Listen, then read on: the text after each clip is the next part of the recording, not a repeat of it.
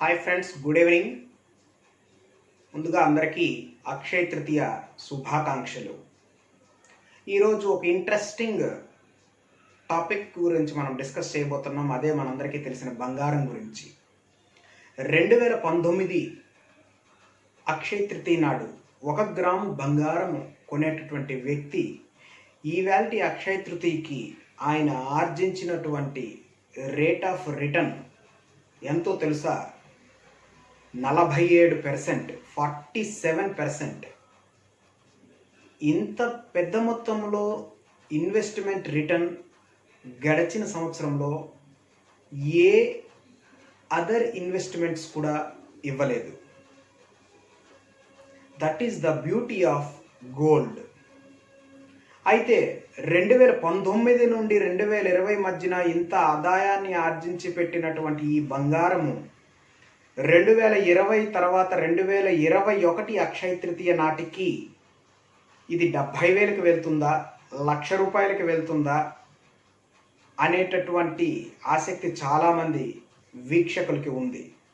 దీన్ని నివృత్తి చేసే పరిణామ క్రమంలో మనం ఈవేళ అసలు బంగారం ఎంత రేటుకి వెళ్తుంది ఏంటి అనేటటువంటిది ఈ వీడియోలో మనం చూడబోతున్నాము.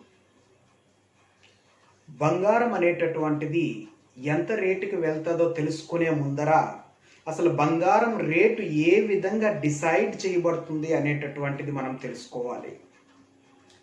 ప్రపంచంలో పెట్టుబడిదారులు ప్రతి ఒక్కరు కూడా వాళ్ళ పెట్టుబడుల్ని 3 రకాలైనటువంటి మార్కెట్లో మాత్రమే మేజర్గా ఇన్వెస్ట్ చేయడం అనేటటువంటిది జరుగుతుంది. 1 share markets, 2 fixed income markets, 3 gold markets. మన ఇండియాలో దీన్ని బులియన్ మార్కెట్ అని అంటాం.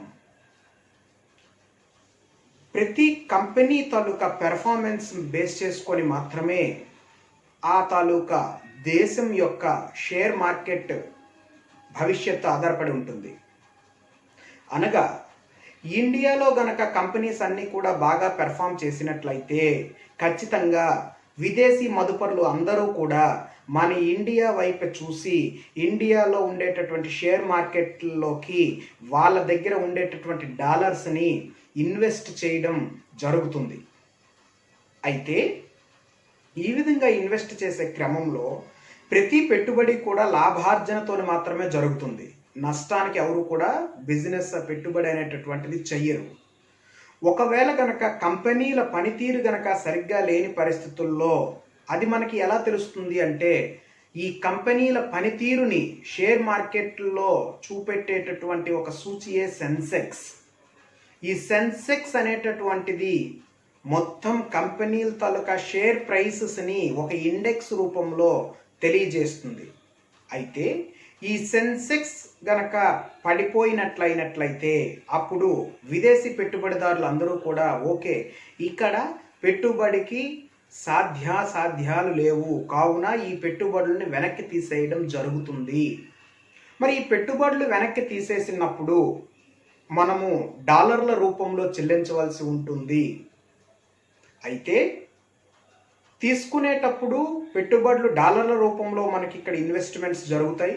ఈ విధంగా ఇన్వెస్ట్మెంట్స్ జరిగినప్పుడు భారత ద్రవ్య నిధిలో ఈ తాలూకా విదేశీ మారక నిల్వలు అనేటటువంటివి ఎక్కువగా ఉంటాయి. ఒకవేళ పైనుండి గనక డబ్బులు మనకి వస్తున్నట్లయితే డాలర్ల రూపంలో, అదే ఇండియా నుండి డాలర్ల రూపంలో బయటికి వెళ్ళిపోయేటప్పుడు మన దగ్గర ఉండేటటువంటి విదేశీ మారక నిల్వలు అనేటటువంటివి తరిగిపోతూ ఉంటాయి. అయితే ఈ విధంగా విదేశీయులు మన దగ్గర నుండి విత్డ్రా చేసుకునేటటువంటి ఈ పెట్టుబడి సంపద అంతా కూడాను వాళ్ళు క్యాష్ రూపంలో ఉంచుకోరు. వాళ్ళు మళ్ళీ వేరే పెట్టుబడి సాధనాన్ని, వేరే ఇన్స్ట్రుమెంట్ని వెతకడం జరుగుతుంది. ఆ వేరే instrument is nothing but our gold. ప్రపంచంలో సేఫెస్ట్ హెడ్జర్ అని గోల్డ్ని అనడం జరుగుతుంది. ఎందుకు ఇది సేఫెస్ట్ హెడ్జర్ అవుతుంది అంటే, ప్రపంచం మొత్తం ఈ ద్రవ్య సంస్కరణలు కానీ, ఈ ద్రవ్య పరిమాణాన్ని కొలిచే విధానం అంతా కూడా డాలర్లలో జరుగుతుంది. అందువల్లనే డాలర్ ప్రపంచాన్ని శాసిస్తుంది అంటారు. అయితే ఎప్పుడైతే డాలర్ వాల్యూ పెరిగిందో, అనగా సపోజ్ మనం ఒక అమెరికాని ఎగ్జాంపుల్గా తీసుకుందాం. మనకి రిజర్వ్ బ్యాంక్ ఏ విధంగా అయితే ఉంటుందో అమెరికాలో ఫెడరల్ రిజర్వ్ బ్యాంక్ అనేది ఉంటుంది. USFDA, federal reserves. అయితే యుఎస్ఎఫ్డి, అమెరికన్ ఫెడరల్ రిజర్వ్ ఏం చేస్తుందంటే, సపోజ్ ఇంట్రెస్ట్ రేట్ పెంచింది అనుకుందాం. ఇంట్రెస్ట్ రేట్ పెంచింది అంటే అప్పుడు ఖచ్చితంగా పెట్టుబడిదారులు అందరూ కూడా ఏం చేస్తారంటే, ఈ బంగారంలో పెట్టినటువంటి పెట్టుబడిని అంతటినీ కూడా విత్డ్రా చేసి డాలర్లలో ఇన్వెస్ట్ చేస్తారు. డాలర్లో ఇన్వెస్ట్ చేయడం అంటే మరేమీ లేదు. మనం ఎలాగైతే మన దగ్గర ఒక ₹1,00,000 ఉందనుకోండి, ఈ ₹1,00,000 సపోజ్ మనకి బ్యాంక్ ఇంట్రెస్ట్ ఎక్కువగా వస్తుంది అనుకుందాం, ఒక బ్యాంక్ ఎక్కువ ఇంట్రెస్ట్ రేట్ ఇస్తుంది అనుకుందాం. అప్పుడు ఖచ్చితంగా మనము బంగారంలోని చేయము, రియల్ ఎస్టేట్లోని పెట్టుబడి పెట్టము. మనం ఖచ్చితంగా బ్యాంక్కి వెళ్ళి ఫిక్స్డ్ డిపాజిట్ చేస్తాం. అదేవిధంగా యుఎస్ఎఫ్డి గనక మనకి ఫిక్స్డ్ డిపాజిట్ ఇంట్రెస్ట్ రేట్లను కనుక పెంచినట్లయితే ఖచ్చితంగా ఈ డాలర్లలో మనము వాళ్ళ దగ్గర ఉండేటటువంటి సంపదని డాలర్లలో ఇన్వెస్ట్ చేస్తారు. వాళ్ళ దగ్గర సంపద ఎక్కడి నుండి వస్తుంది? ఆల్రెడీ బంగారంలో ఇన్వెస్ట్ చేసినటువంటి సంపదే, లేదా విదేశీ కంపెనీల్లో ఇన్వెస్ట్ చేసేటటువంటి సంపద, అనగా భారత్, చైనా, ఇటలీ ఇలాంటి కంట్రీస్లో వాళ్ళు ఇన్వెస్ట్మెంట్స్ చేస్తారు. ఒకవేళ వాళ్ళకి అమెరికాలో కనుక డాలర్లో ఇంట్రెస్ట్ రేట్ ఎక్కువ ఉంది అని అనుకున్నట్లయితే మన దగ్గర నుండి ఈ డబ్బులు విత్డ్రా చేసుకొని, వాళ్ళ పెట్టుబడులు విత్డ్రా చేసుకొని వాళ్ళు అమెరికాలో ఫిక్స్డ్ డిపాజిట్స్ అనేటటువంటిది చేయడం జరుగుతుంది. అనగా ఇక్కడ మనం తెలుసుకోవాల్సింది ఏంటి అంటే, డాలర్కి బంగారానికి ఒక సంబంధం ఉంది. ఏంటి సంబంధము అంటే, మన లేమ్యాన్ భాషలో చెప్పాలి అంటే మీరే అబ్జర్వ్ చేయొచ్చు. డాలర్ కనుక పెరిగినట్లయితే బంగారం ధర అనేటటువంటిది ఆటోమేటిక్గా తగ్గుతుంది. ఎందుకు తగ్గుతుంది? డాలర్లో ఎప్పుడు డాలర్ వాల్యూ పెరుగుతుంది? డాలర్లో ఇన్వెస్ట్మెంట్ పెరిగితేనే డాలర్ వాల్యూ పెరుగుతుంది. డాలర్లో ఇన్వెస్ట్మెంట్ ఎప్పుడు పెరుగుతుంది? బంగారం నుండి డబ్బులు విత్డ్రా చేసిస్తే, బంగారం మీద పెట్టిన పెట్టుబడులు విత్డ్రా చేసుకుంటే ఆ డబ్బులు తీసుకెళ్ళి డాలర్లో ఇన్వెస్ట్ చేయడం జరుగుతుంది. కాబట్టి డాలర్ల వాల్యూ పెరుగుతుంది. సో డాలర్ వాల్యూ అనేటటువంటిది బంగారానికి ఇన్వర్స్లీ ప్రపోర్షనల్గా ఉంటుంది. సో డాలర్ వాల్యూ పెరిగినప్పుడు బంగారం వాల్యూ అనేటటువంటిది తగ్గుతుంది. అదేవిధంగా స్టాక్ మార్కెట్ సినారియోకి వద్దాం. పెట్టుబడి అనేటటువంటిది కొత్తగా రాదు. ఉన్న పెట్టుబడినే వేరే రకాలుగా మనం మార్చుకుంటూ వెళ్తుంటాం. అనగా మీ దగ్గర ఒక ₹1,00,000 ఉంది. ₹1,00,000 ఉంటే ఈ ₹1,00,000ని మీరు షేర్ మార్కెట్ బాగుంది కదా అని షేర్ మార్కెట్లో మీరు పెట్టుబడి పెడతారు. పెట్టుబడి పెట్టినప్పుడు ఈ షేర్ మార్కెట్లో ఆశించినటువంటి ఫలితాలు కనుక రాకపోయినట్లయితే ఖచ్చితంగా దాని నుండి పెట్టుబడులు విత్డ్రా చేసి ఆ విత్డ్రా అయిన డబ్బుతో మళ్ళీ ఆ డబ్బుల్ని తీసుకెళ్ళి బంగారంలో పెడతారు. సపోజ్ బంగారం ధర తగ్గిపోయింది, షేర్ మార్కెట్ వాల్యూ పెరిగిపోతుంది. ఎందుకు? ఇప్పుడే చెప్పాను సింపుల్గా. Share market is depending on the foreign institutional investors investments. So ఇక్కడ మనం కన్క్లూజన్కి రావాల్సింది ఏంటి అంటే, బంగారం ధరలు అనేటటువంటివి షేర్ మార్కెట్లు గనక పెరిగినట్లయితే బంగారం ధరలు అనేటటువంటివి తగ్గడం జరుగుతుంది. అలాగే బంగారం ధరలు అనేటటువంటివి డాలర్ వాల్యూ గనక పెరిగినట్లయితే బంగారం ధరలు అనేటటువంటివి తగ్గడం జరుగుతుంది. అయితే అసలు ఈ బంగారంకి విలువ ఉంటుందా అంటే ఎస్, ఖచ్చితంగా బంగారంకి ఎప్పటికీ కూడా విలువ ఉంటుంది. ఎందుకు ఉంటుంది అంటే, బంగారము ఏదైనా ఒక వస్తువు తాలూకా ధరని ఏ విధంగా నిర్ణయిస్తాము అంటే దాని తాలూకా డిమాండ్ అండ్ సప్లై సూత్రం మీద ఆధారపడి ఉంటుంది.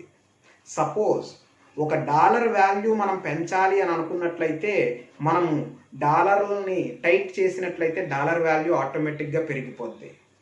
లేదా డాలర్ వాల్యూ తగ్గించాలి అని అనుకున్నట్లయితే మీరు డాలర్లను ఎక్కువ ప్రింట్ చేసినా సరే డాలర్ వాల్యూ అనేటటువంటిది తగ్గిపోతుంది. ఒక లేమ్యాన్గా చెప్తున్నా, కానీ అది కథ కాదు. అలాగే ఈ బంగారం అనేటటువంటిది డిమాండ్ పెంచాలి అనడానికి, డిమాండ్ తగ్గించడానికి అనడానికి అక్కడ సప్లై ఎంత కావాలంటే అంత జరగదు. బంగారం నిల్వలు అనేటటువంటివి చాలా తక్కువ ఉన్నాయి.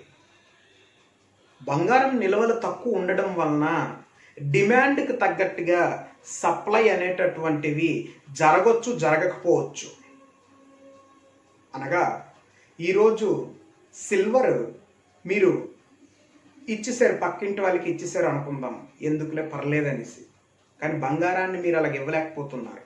ఎందుకు ఇవ్వలేకపోతున్నారు అంటే బంగారం అనేటటువంటి మెటల్ ప్రీషియస్ మెటల్, అది నిల్వలు అనేటటువంటివి తక్కువ ఉన్నాయి ప్రపంచంలో. సో అవి తక్కువ ఉండడం మూలంగా మీకు బంగారం అనేటటువంటిది సప్లై తగినంతగా ఎప్పటికీ కూడా జరగదు. సప్లై తగినంతగా జరగనప్పుడు డిమాండ్ అనేటటువంటిది పెరుగుతుంది. అయితే రేటు తగ్గాలి అంటే ప్రజల్లో ఈ డిమాండ్ని తగ్గించాలి. ప్రజల్లో డిమాండ్ని తగ్గించాలి అంటే పేపర్ గోల్డ్ వైపు ప్రభుత్వాలు దృష్టి సారించాలి. అయితే పేపర్ గోల్డ్ కోసం ప్రభుత్వాలు దృష్టి సారించినా సరే ఆశించినటువంటి ఫలితాలు ఇవ్వలేదు. ఉదాహరణకి sovereign gold bonds, gold ETFs, ఇవేవి కూడాను రూరల్ ఎకానమీని, రూరల్ పీపుల్ని అతిగా ప్రభావితం చేయలేదు. అందువలన మనకి ఎప్పటికీ కూడా డిమాండ్ అనేటటువంటిది రోజు రోజుకి పెరుగుతుంది తప్పిస్తే డిమాండ్ అనేటటువంటిది తగ్గడం లేదు. సో ఈ బంగారం రేట్ అనేటటువంటిది ఎప్పటికైనా స్థిరత్వము లేదా పెరగొచ్చు లేదా తగ్గొచ్చు, అంతేగాని నల్లిఫై అయ్యేటటువంటి ఛాన్స్ ఉండదు. ఎందుకు ఉండదు అంటే ఇంకొక ఎగ్జాంపుల్ చెప్తాను. ఒక కంపెనీలో మీరు ఇన్వెస్ట్ చేశారు. ఫర్ ఎగ్జాంపుల్ ఎస్ బ్యాంక్లో మీరు ఇన్వెస్ట్ చేశారు. ఎస్ బ్యాంక్లో మీరు ఇన్వెస్ట్ చేసినప్పుడు ఆ ఎస్ బ్యాంక్ షేర్ ప్రైస్ 2 సంవత్సరాల క్రితం 1500 రూపాయలు ఉండేది. ఈవేళ షేర్ ప్రైస్ దాదాపుగా మొన్న ఒక నెల క్రితం 5 రూపాయలకి టచ్ అయింది. ఇప్పుడు ప్రెసెంట్ 25 రూపాయలు నడుస్తుంది. అంటే 5 రూపాయలకి టచ్ అయినప్పుడు దాని వాల్యూ నెగ్లిజిబుల్ అని అర్థం. అంటే మీ పెట్టుబడి ఏమీ రాదు, మీరు పెట్టిన పెట్టుబడి రాదని అర్థం. కానీ మీరు బంగారం విలువను కనుక మీరు ఒకసారి పరిశీలించినట్లయితే అటువంటి పరిస్థితి గత 100 సంవత్సరాల్లో ఎప్పుడూ కూడా ఎదురు కాలేదు. అయితే ఇప్పుడు ఇది మనం ఎందుకు మాట్లాడుకుంటున్నాము అంటే గత 100 సంవత్సరాల గణాంకాలని కనుక మనం పరిశీలించినట్లయితే మనకి సబ్ప్రైమ్ సంక్షోభం అనేటటువంటిది వచ్చింది. ఎప్పుడు అంటే 2008లో. 2008లో వచ్చినప్పుడు బంగారం ధర సుమారుగా 9,000 నుండి 12,000 రూపాయలకి పెరిగింది. 10 గ్రాముల బంగారం ధర భారత్లో 12,000 రూపాయలకి పెరిగింది. అయితే 12,000 రూపాయలు ఉన్నటువంటి 2008లో ఉన్న బంగారం ధర దాదాపుగా 2010కి 18,000 రూపాయలకి వెళ్ళింది. 2011లో 26,000 రూపాయలని టచ్ చేసింది. 25,000 రూపాయల మార్క్ని టచ్ చేసింది బంగారం. అంటే స్టీప్ ఇంక్రీజ్ అనేటటువంటిది, ఎక్స్పోనెన్షియల్ ఇంక్రీజ్ అనేటటువంటిది జరిగింది బంగారం రేట్లలో. అంటే ఇదే సంకేతాలు ఇప్పటి కనబడుతున్నాయని విశ్లేషకుల అభిప్రాయం. ఎందుకంటే అప్పుడు 12,000 నుండి పెరిగినటువంటి బంగారం ధర 12,000 నుండి 14,000, 18,000, 18,000 నుండి 26,000 దాటి 26,000 తర్వాత నుండి 35,000, 39,000 ఈ విధంగా వచ్చిన బంగారము గత 4 సంవత్సరాల్లో స్టేబుల్గా ఉండి మరలా ఇప్పుడు 45,000 మార్క్ని క్రాస్ చేసింది.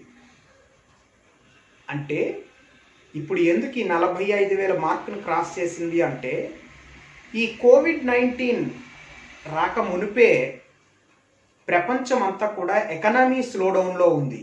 ఎకనామీ స్లోడౌన్ ఉండడం వలన ప్రపంచంలో డాలర్ వాల్యూ అనేటటువంటిది రాను రాను తగ్గుతూ వస్తుంది. డాలర్ వాల్యూ రాను రాను ఎందుకు తగ్గుతూ వస్తుందంటే యుఎస్లో ఆర్థిక మాంద్యం ఏర్పడేటటువంటి సూచనలు కనబడుతున్నాయి అని నిపుణుల అభిప్రాయం. అలాగే యుఎస్ చైనా ట్రేడ్ వార్ యుఎస్కి చైనాకి అంటే అమెరికాకి చైనాకి మధ్యన ట్రేడ్ వార్ నడుస్తుంది. ఏంటి ట్రేడ్ వార్ అంటే ఎక్కువగా చైనా కొన్ని గూడ్స్ అమెరికా నుండి ఇంపోర్ట్ చేసుకుంటుంది, అలాగే చైనా కొన్ని గూడ్స్ అమెరికాకి పంపించడం జరుగుతుంది. అయితే వీళ్ళిద్దరికీ కూడా నప్పకపోవడం వలన యుఎస్ చైనా ట్రేడ్ వార్ వలన చైనా ఏం చేసిందంటే వాటి తాలూకా కరెన్సీని డీవాల్యుయేట్ చేసింది. చైనా కరెన్సీని డీవాల్యుయేట్ చేయడం మూలంగా చైనా తాలూకా గ్రోత్ రేటు ఆటోమేటిక్గా సింగిల్ డిజిట్కి పడిపోయింది. ప్రపంచంలో లార్జెస్ట్ కన్జంప్షన్ ఉన్నటువంటి చైనాలో గ్రోత్ రేటు సింగిల్ డిజిట్కి పడిపోవడమే ఈరోజు డాలర్ వాల్యూ పడిపోవటానికి కారణంగా కనబడుతుంది. ఈరోజు డాలర్ వాల్యూ పడిపోవడం మూలంగా బంగారం రేట్ అనేది ఆటోమేటిక్గా పెరిగేటటువంటి ఛాన్సెస్ కనబడుతున్నాయి. అయితే భారత్ విషయానికి వచ్చినట్లయితే ఒక పక్క క్రూడ్ ఆయిల్ ధరలు తగ్గినప్పటికీ కూడా భారత్లో బంగారానికి డిమాండ్ అనేటటువంటిది పెరుగుతూనే ఉంది. అంతేకాకుండా ఈ బంగారం తాలూకా డిమాండ్, ఈ బంగారాన్ని రిజర్వ్ బ్యాంకులు కూడా కొనుగోలు చేస్తుంటాయి. కొన్ని దేశాల రిజర్వ్ బ్యాంకులు మనకి ఏ విధంగా అయితే రిజర్వ్ బ్యాంకులు ఉంటాయో కొన్ని దేశాల సెంట్రల్ బ్యాంక్స్ కూడా ఈ బంగారాన్ని కొనుగోలు చేస్తుంటాయి. అయితే ఆ కొనుగోలు అనేటటువంటివి వరల్డ్ గోల్డ్ కౌన్సిల్ లెక్కల ప్రకారము లాస్ట్ 2 monthsలో చాలా ఎక్కువగా జరిగింది. దాదాపు 3% కొనుగోలు అనేటటువంటివి జరిగినాయి. ఈ విధంగా జరగడం వలన బంగారం ధరలు పెరిగేటటువంటి సూచనలు కనబడుతున్నాయి. ఎందుకంటే వస్తువు కొంటున్నారు, అక్కడ వస్తువు ఏమొచ్చి తక్కువ క్వాంటిటీయే ఉంది, ఇక్కడ వస్తువు కొనుగోలు శక్తి ఎక్కువైంది, కొనుగోలు ఎక్కువ ఉంటున్నాయి, అందువలన ఆ వస్తువు తాలూకా వాల్యూ అనేటటువంటిది పెరిగింది. అలాగే పెట్టుబడిదారులు ఇప్పుడు ఏమి ఆలోచిస్తున్నారంటే ఇన్ఫ్లేషన్ని బీట్ చేసేటటువంటి ఏకైక సాధనము బంగారమే అని ఇప్పుడు పెట్టుబడిదారులు ఆలోచిస్తున్నారు. దీని గురించి మనం వివరంగా చూద్దాం. ఏంటి అంటే ఈరోజు మీరు ఒక వస్తువు కొన్నారు 100 రూపాయలకి, అది భారతదేశంలో అయితే నెక్స్ట్ ఇయర్ అదే వస్తువు కొనాలి అంటే 107 రూపాయలు వెచ్చించాల్సి ఉంటుంది. దాన్నే ఇన్ఫ్లేషన్ అని అంటాం. వచ్చేది అదే వస్తువు వస్తుంది, కానీ 7 రూపాయలు అదనంగా చెల్లించాల్సి ఉంటుంది. అయితే నెక్స్ట్ ఇయర్ కొనుక్కుందాంలే అనేసి మీరు ఏం చేసిండ్రంటే ఆ 100 రూపాయలని బ్యాంకులో మీరు ఫిక్స్డ్ డిపాజిట్ చేశారనుకుందాం. బ్యాంకులో మీరు ఫిక్స్డ్ డిపాజిట్ చేస్తే బ్యాంకు కరెక్ట్గా నెక్స్ట్ ఇయర్ అదే టైంకి 105 రూపాయలు ఇస్తుంది. అంటే ఇంకా మీరు ఆ వస్తువు మీరు పొందాలంటే ఇంకా 2 రూపాయలు చాలదు. మరి ఆ 2 రూపాయలు ఎలాగా అంటే ఇన్ఫ్లేషన్ని అది బీట్ చేయలేదు. బ్యాంక్ ఫిక్స్డ్ డిపాజిట్స్ అనేటటువంటివి ఇన్ఫ్లేషన్ని బీట్ చేయలేదు. పోనీ మనము ఈ 100 రూపాయలని భారతదేశంలో ఉండే ఒక మంచి కంపెనీలో గనక ఇన్వెస్ట్ చేద్దాము, ఒక షేర్ కొనుక్కుందాము అని అనుకున్నట్లయితే ఆ షేర్ ప్రైస్ నెక్స్ట్ ఇయర్కి 107 రూపాయలు వస్తేనే మీరు పెట్టినటువంటి పెట్టుబడితో ఆ వస్తువు కొనగలరు. ఏదైనా వస్తువు ఆ 100 రూపాయలకి ఏదైతే కొనాలనుకున్నారో ఆ వస్తువు. కానీ ఇక్కడ ఏం జరుగుతుంది? లాక్డౌన్ మూలంగా, అసలు అంతకుముందే స్లోడౌన్ మూలంగా, ఎకనామీ స్లోడౌన్ మూలంగా ప్రొడక్షన్ అనేటటువంటిది తగ్గిపోయింది. ప్రొడక్షన్ తగ్గిపోవడం వలన మనుషులు కూడా డిమాండ్స్ అనేటటువంటివి తగ్గిపోయినాయి. కాబట్టి రిటర్న్స్ అనేటటువంటివి అంత వచ్చేటటువంటి సూచనలు కనబడడం లేదు. ఇది పెట్టుబడిదారుల అభిప్రాయం మాత్రమే, నా అభిప్రాయం కాదు. సో అప్పుడు ఏమవుతుంది? ఖచ్చితంగా పెట్టుబడిదారులు ఈ విధంగా ఆలోచించి ఓకే, స్టాక్ మార్కెట్లో పెట్టుబడి పెడితే మనం 100 రూపాయలు పెట్టుబడి పెడితే అది 107 వచ్చేటటువంటి సూచనలు ఎక్కడా కనబడడం లేదు. మరి బ్యాంకులో ఫిక్స్డ్ డిపాజిట్ చేస్తే 105 రూపాయలు వస్తుంది. కాబట్టి మనము బంగారం వైపు టర్న్ అవుదాము అని బంగారం వైపు ఇన్వెస్ట్మెంట్స్ జరుగుతాయి. ఇది సైక్లికల్ ప్రిన్సిపల్. సో ఈ సైక్లికల్ ప్రిన్సిపల్లో ఈ విధంగా బంగారం అనేటటువంటి రేటు ఈ విధంగా ప్రభావితం జరిగి పైకి అనేటటువంటిది వెళ్తుంది. అంటే ఇన్ఫ్లేషన్ని బీట్అవుట్ చేసేటటువంటి ఒక మంచి సాధనం గోల్డ్. మనకి ఎకనామిస్టులు 3 ప్రిన్సిపల్స్ చెప్పారు. First principle, equity is for wealth creator, fixed markets is for wealth stabiliser, gold is for wealth protector. మీ వెల్త్ని మీరు పెంచుకోవాలి అని అనుకున్నట్లయితే ఈక్విటీ మార్కెట్లో ఇన్వెస్ట్ చేయండి. మీ వెల్త్ని మీరు స్టెబిలైజ్ చేసుకోవాలి, ఇప్పుడు ఉన్నది ఇలాగ చాలు, ఈ విధంగా దీని మీద 10% గ్రోత్ ఈ విధంగా ఉంటే చాలు అని అనుకున్నట్లయితే go for fixed income securities like bonds and bank fixed deposits, everything. Gold is for wealth protector. మీ ఏదైతే వెల్త్ ఉందో ఆ వెల్త్ని ప్రొటెక్ట్ చేస్తుంది గోల్డ్ ఒకటే. గుర్తుపెట్టుకోండి, gold is like an insurance to your wealth, but it cannot be treated like an investment. మీ వెల్త్ను protect చేసుకోవడం కోసమే గోల్డ్ని పెట్టుకోండి. మీకు ఎంత అవసరమైతే అంత గోల్డ్ని మీరు పర్చేస్ చేసుకోండి. ఎందుకంటే రానున్న రోజుల్లో మీకు ఒక సినారియో చెప్తాను. 2008లో సబ్ ప్రైమ్ క్రైసిస్ వచ్చేటప్పుడు బంగారం వాల్యూ బాగా పెరిగింది. బాగా పెరిగి 2014, 2016 వరకు కూడా బాగా పెరిగింది. 2016 వరకు పెరిగినటువంటి బంగారము అక్కడ నుండి స్లో డౌన్ వచ్చింది, తగ్గింది. మీరు కావాల్స్తే రిపోర్ట్స్ చూడండి, మీరు నెట్లో కొట్టి చూడండి. అక్కడ నుండి తగ్గి మళ్ళీ 2019 నుండి పెరగడం అనేటటువంటిది స్టార్ట్ చేసింది. అంటే అర్థం ఏంటి? ఇక్కడ బంగారం ధరలు పెరుగుతున్నాయి అంటే రెసిషన్ స్టార్ట్ అయింది అని ఒక లేమ్యాన్గా అనుకోవచ్చు, కానీ అది కాదు. ఒక లేమ్యాన్గా రెసిషన్ అనేటటువంటిది స్టార్ట్ అయింది, ఎకనమీ స్లోడౌన్ అనేది స్టార్ట్ అయింది, సబ్డ్యూ మోడ్లో ఉంది. సో ఇప్పుడు ఇక్కడ ఎకనమీ స్లోడౌన్ జరిగింది కాబట్టి ఈ ధర అనేటటువంటిది ఇలా పెరుగుతూ ఉంటుంది. కొన్నాళ్ళ పాటు పెరిగి మళ్ళీ అక్కడ నుండి తగ్గడం అనేటటువంటిది స్టార్ట్ అయ్యి మళ్ళీ ఒక సబ్స్టాండర్డ్ మోడ్లోకి వస్తుంది.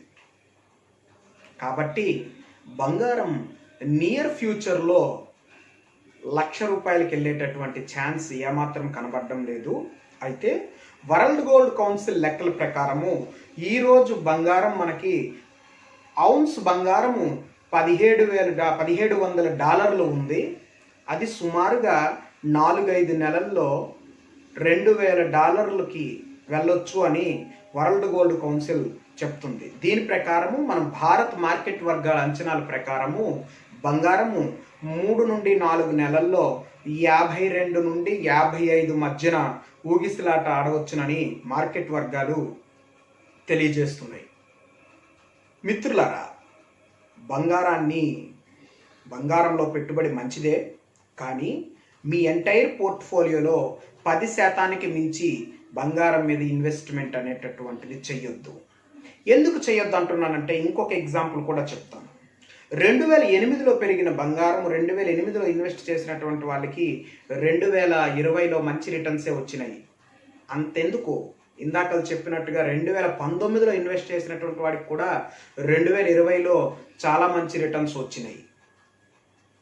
కానీ 1971లో స్టార్ట్ అయినటువంటి సెన్సెక్స్ ₹100తో స్టార్ట్ అయింది. సెన్సెక్స్ అప్పుడు బంగారం ధర సుమారుగా ₹1,000 ఉంది. మరి ₹100తో స్టార్ట్ అయినటువంటి ఇండెక్స్ పాయింట్స్ 100తో స్టార్ట్ అయిన సెన్సెక్స్ నేడు 30,000 టచ్ చేసింది. నేడు 25-26,000 మధ్యన కూడా ఉంటుంది. అంటే దాదాపుగా 2,500% రిటర్న్స్ ఇచ్చింది. వేరాజ్ ₹1,000 ఉన్నటువంటి ₹1,000 ఇన్వెస్ట్ చేసినటువంటి బంగారము 1970లో ఉండే బంగారము నేడు మనకి ఇచ్చింది 45,000, అంటే 450% మాత్రమే రిటర్న్ ఇచ్చింది. కాబట్టి మిత్రులారా, మీ తాలూకా టోటల్ పోర్ట్ఫోలియోలో 10%కి మించి బంగారాన్ని ఇన్వెస్ట్ చేయొద్దు. అలాగే బంగారము రేటు పెరిగిపోద్దేమో అనే ఉద్దేశంతో ఇప్పుడే కొనియాల్సినటువంటి అవసరం లేదు. ఎందుకంటే రానున్న రోజుల్లో మీకు చెప్పినా కదా, ఆటోమేటిక్గా పీక్ స్టేజ్కి వెళ్ళినాక కరెక్షన్ అనేటటువంటిది ఖచ్చితంగా వస్తుంది. కాబట్టి కరెక్షన్ వచ్చినప్పుడు ఇబ్బంది పడకుండా ఉండాలి అంటే కొద్ది కొద్దిగా స్టెప్ బై స్టెప్ మోడ్లో కొనుక్కోవడం అనేటటువంటిది మంచిది. అలాగే గోల్డ్ ఈటీఎఫ్ కూడా చాలా మంచిది. అయితే ఒకటి నేను యాక్సెప్ట్ చేస్తాను, ఒక ట్రెడిషనల్ ఇండియన్గా ఎక్కువగా ఫిజికల్ గోల్డ్ మీదే మనం ఇంట్రెస్ట్ చూపిస్తాం. కాబట్టి you may prefer physical gold, no problem, but it must be in a little by little